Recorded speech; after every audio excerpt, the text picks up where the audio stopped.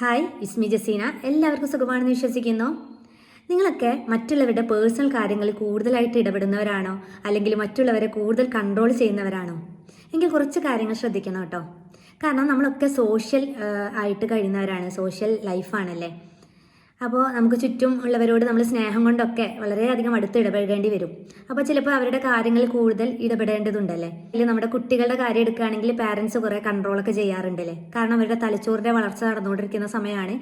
അപ്പം അവർ വേറെ എന്തെങ്കിലും നെഗറ്റീവായിട്ടുള്ള രീതിയിൽ പോകണ്ട എന്നുള്ള രീതിയിൽ നേരത്തെ നമ്മൾ ഉപദേശങ്ങളൊക്കെ നൽകും. ചിലപ്പോൾ നമ്മൾ വീട്ടിൽ ചില കാര്യങ്ങളൊക്കെ ചെയ്തുകൊണ്ടിരിക്കുമ്പം അതിൽ കൂടുതൽ കൺട്രോൾ ചെയ്യുന്ന സമയത്ത് അവരുള്ളതും ചെയ്യില്ല. നമ്മൾ എന്താ പറഞ്ഞുകൊണ്ടിരുന്നാൽ പറയും, ഉമ്മക്ക് എന്താ, ഉമ്മൻ്റെ കാര്യം നോക്കിയാൽ പോരെ, ഞാൻ എൻ്റെ ഇഷ്ടത്തിന് ചെയ്യുമെന്നൊക്കെ പറയും. ശരിക്കും നമുക്ക് സങ്കടം വരൂലേ? പക്ഷേ നമ്മൾ ആ പറയേണ്ടുന്നത് ഒരു ശാന്തമായ രീതിയിൽ പറയുമ്പോൾ ചിലപ്പോൾ അവർ കേൾക്കുമല്ലേ. അതായത് അവർക്ക് ചിന്തിക്കാനുള്ളൊരു സ്പേസ് കൊടുക്കുക എന്നുള്ളതാണ്. വളരെ ശാന്തമായി നമ്മൾ പറഞ്ഞുകൊണ്ട് അവരോട് പറയാം, ഇനി ഞാൻ പറയാനുള്ളത് പറഞ്ഞു, നിനക്ക് തീരുമാനം എടുക്കുക എന്നുള്ള രീതിയിൽ പറയാം. അപ്പോൾ കുറച്ച് അവരൊന്ന് ചിന്തിക്കുമല്ലേ, ഉമ്മ പറഞ്ഞിരുന്നല്ലോ ഈ കാര്യം. അപ്പോൾ എന്തെങ്കിലും ഒരു എക്സ്പീരിയൻസ് വരുമ്പോൾ ചിലപ്പോൾ എന്തെങ്കിലും ഫോൾട്ട് വന്നു കഴിഞ്ഞാൽ അവർ മനസ്സിലാക്കുമല്ലോ, പിന്നീട് അവർ റിപ്പീറ്റ് ചെയ്യില്ല എന്നുള്ളത്. ചിലപ്പോൾ നമുക്ക് മറ്റുള്ളവരുടെ കാര്യങ്ങൾ ശക്തമായി ഇടപെടേണ്ട സാഹചര്യമൊക്കെ വരും അല്ലേ. അപ്പുറത്തുള്ള ആൾ ചിലപ്പോൾ ചിന്തിക്കുക എന്താണ്, ദേഷ്യം കൊണ്ട് പറയാണെന്നൊക്കെ ചിന്തിക്കുമല്ലേ. പക്ഷെ നമ്മൾ പറയുമ്പോൾ നമ്മൾ സ്നേഹം കൊണ്ടാണ് പറയുന്നതെന്ന് അവർക്ക് ഫീൽ ചെയ്യുന്ന രീതിയിൽ വേണം നമ്മൾ പറയാനായിട്ട്.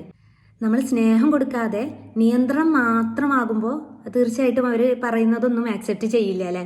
സ്നേഹം അതുപോലെ നിയന്ത്രണം ഒരു ബാലൻസ് ആയിട്ട് പോകുമ്പോൾ മക്കളായാലും അല്ലേ, നമ്മൾ ആര് ഫ്രണ്ട്സൊക്കെ ആയാലും അവിടെ നമുക്കൊരു വില കൽപ്പിക്കും എന്നുള്ളതാണ്. അതുപോലെ തന്നെയാണ് നമ്മൾ മറ്റുള്ളവരോട് ജോലി ചെയ്യാൻ വേണ്ടി, ഇപ്പോൾ ജോലി സ്ഥലത്തായാലും നമ്മളെ ജൂനിയേഴ്സ് അല്ലേ, അവരോട് നമ്മൾ ബിസിനസ്സൊക്കെ ആണെങ്കിലും അവരോട് പറയുന്ന സമയത്ത് നമ്മൾ നല്ല രീതിയിൽ പറയുമ്പോൾ അത് ഇങ്ങനെ റിപ്പീറ്റ് ചെയ്തുകൊണ്ട് അവരെ ചടുപ്പിക്കുന്ന രീതിയിൽ പറയുമ്പോൾ അവർക്കത് ഇഷ്ടപ്പെടില്ല അല്ലേ. എല്ലാ കാര്യത്തിലും ചെറിയ ചെറിയ കാര്യത്തിലും പറഞ്ഞു കൊടുക്കേണ്ട സാഹചര്യം ആകുമ്പോൾ നല്ല എഫിഷ്യൻ്റ് ആയിട്ടുള്ള ആളുകളാണെങ്കിൽ തീർച്ചയായിട്ടും അവർക്ക് ഇഷ്ടമാകില്ല എന്നുള്ളതാണ്. നമ്മൾ ശരിക്കും ഒരാളുടെ വ്യക്തിപരമായ കാര്യങ്ങളിൽ അധികം ഇടപെടാൻ പാടില്ല. അത് സ്വന്തം മക്കളായാൽ പോലും.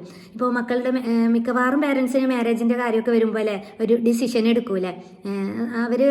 അവരുടെ ലൈഫാണ് ഒക്കെ അറിയാം, എങ്കിലും അവർ നശിച്ചു പോകരുത്, വേറെ രീതിയിലൊന്നും ആവരുതെന്ന് വിചാരിച്ചിട്ടാണ് നമ്മൾ പറയുക.